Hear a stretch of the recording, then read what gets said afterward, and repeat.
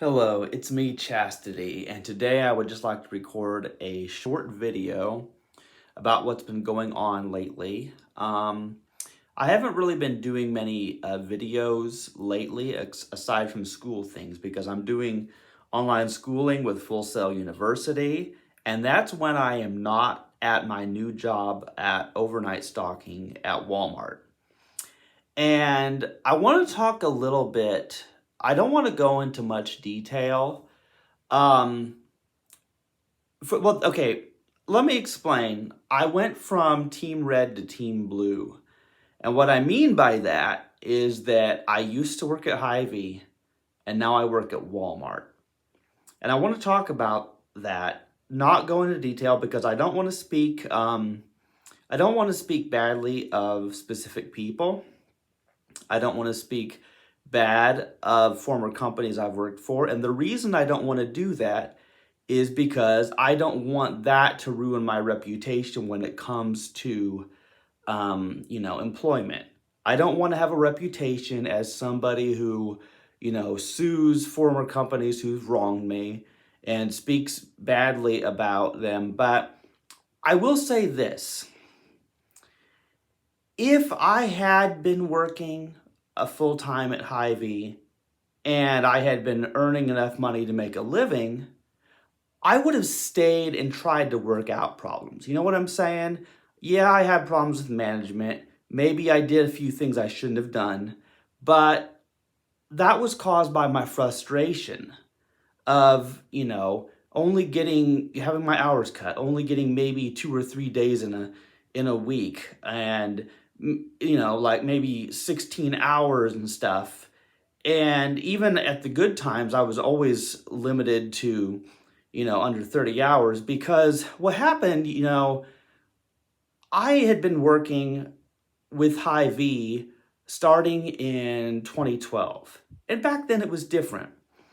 And I had worked for Brilliant a while, for 2 years. And for a brief period, I had worked for both companies at the same time until the travel got to be too much. But I resigned Hy-Vee because I was having some real trouble and I had expressed my frustration with the fact that I wasn't able to get full time.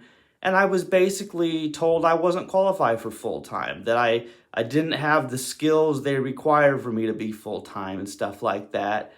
And I now know that I was lied to. I know that for a fact. And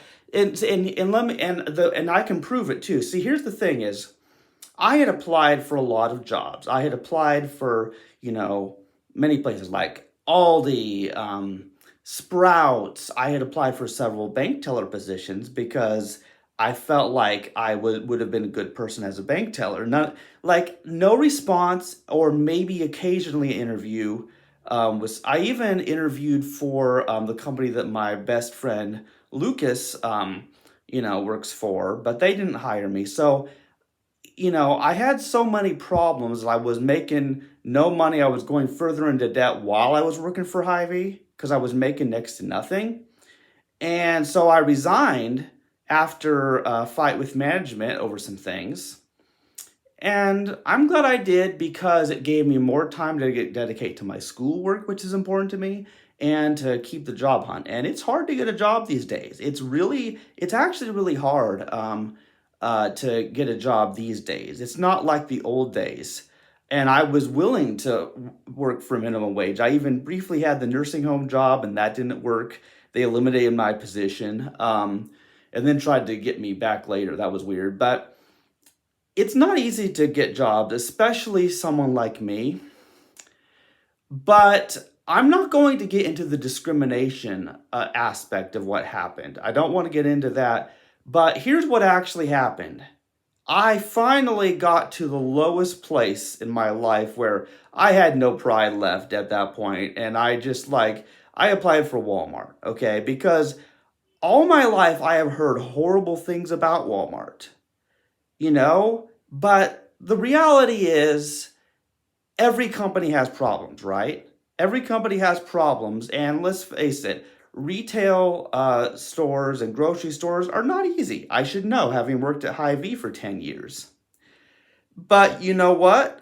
I applied for Walmart and I was contacted. I was interviewed.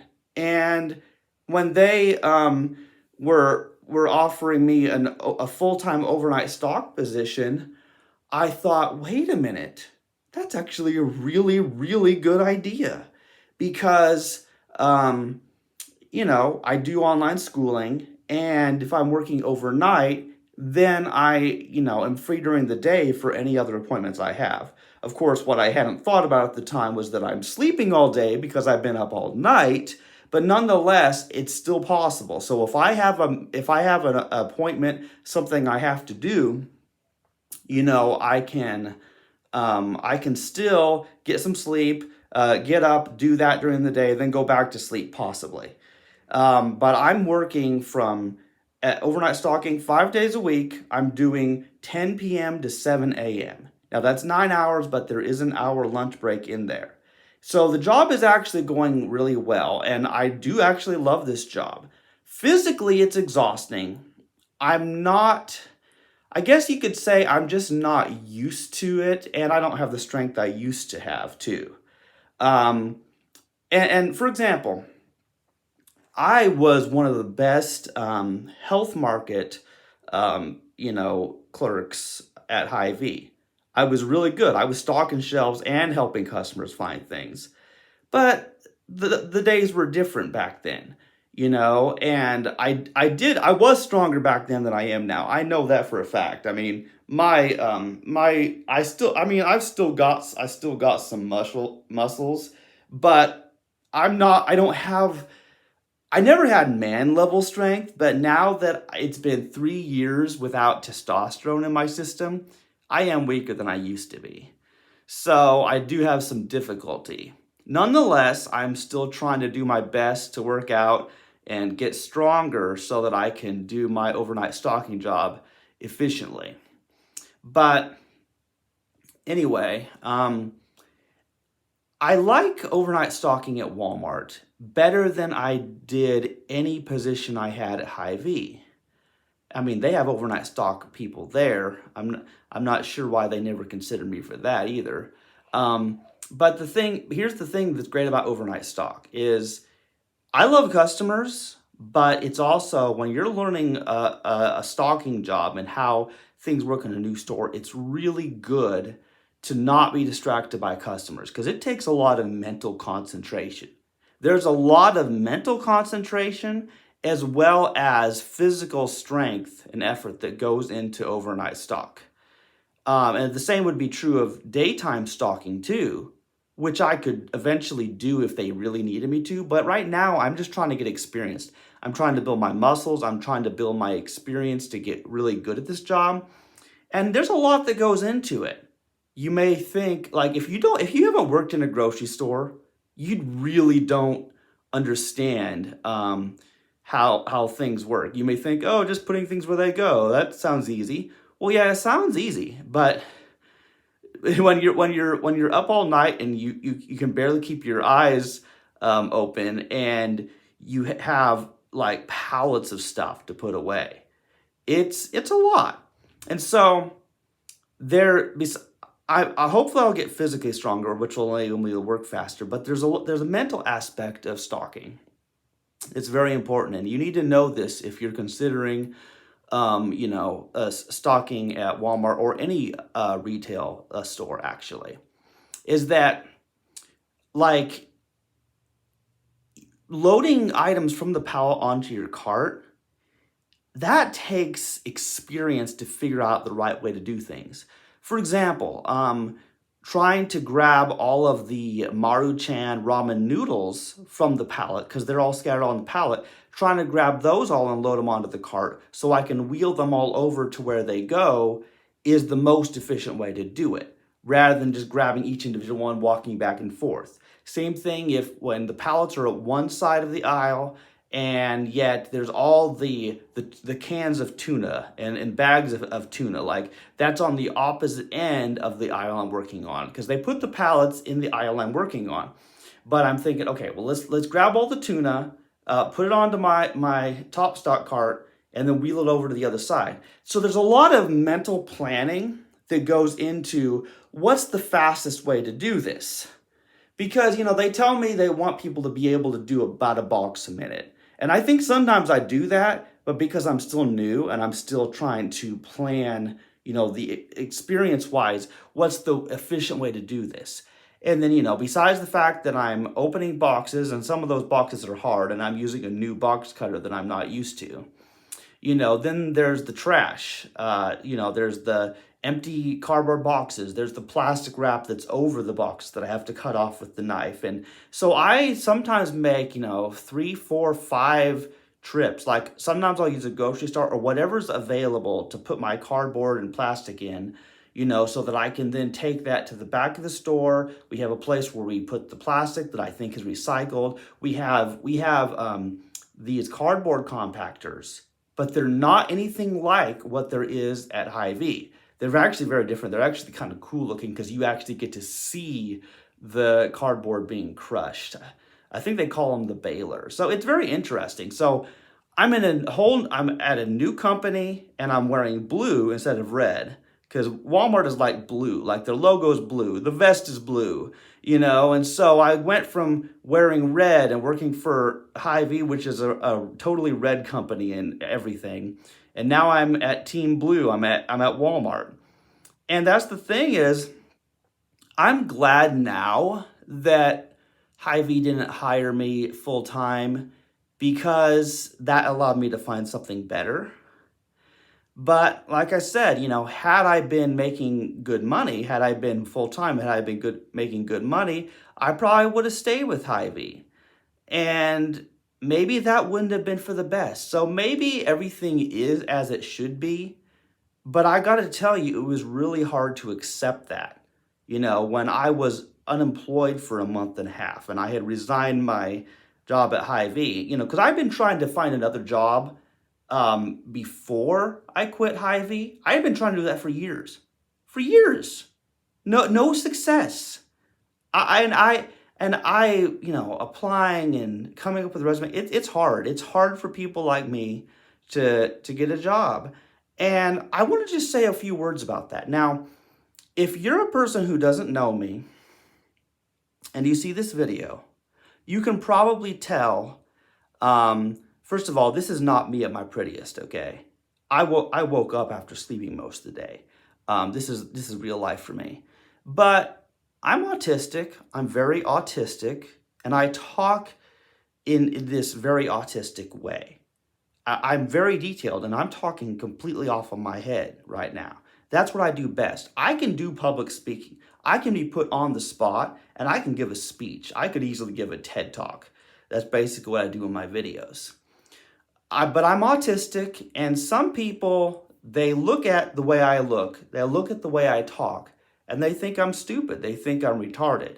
First of all, there's nothing wrong with you even if you are retarded. Retarded means slow. It doesn't mean stupid. So retarded is not a bad word. It just means that you might be slower at learning specific tasks. But anyway, and then also being transgender is a thing also because you have to understand, when I was 31 and came out as transgender, I wasn't prepared for everything that it would mean exactly, but I knew that I wanted to transition, and I have. And so the way it is now is I do look like a hybrid between male and female, and that is, people can tell just by looking at me there's something different about me, because I look and sound kind of like a man, but I've got the long hair and boobs, and and so I get weird looks when I go into the men's restroom. But I also can't go into the women's restroom because, people think that if you go into the women's restroom and you're transgender, they think that, oh, it's a man trying to pretend to be a woman so they can rape women, which is ridiculous. I can't rape anyone. I don't have testicles, but that's just I'm well aware of how currently in America, how trans people are viewed. There's a lot of political agenda against transgender people. And I don't really talk about being transgender at work. I don't do that. That's the thing about it.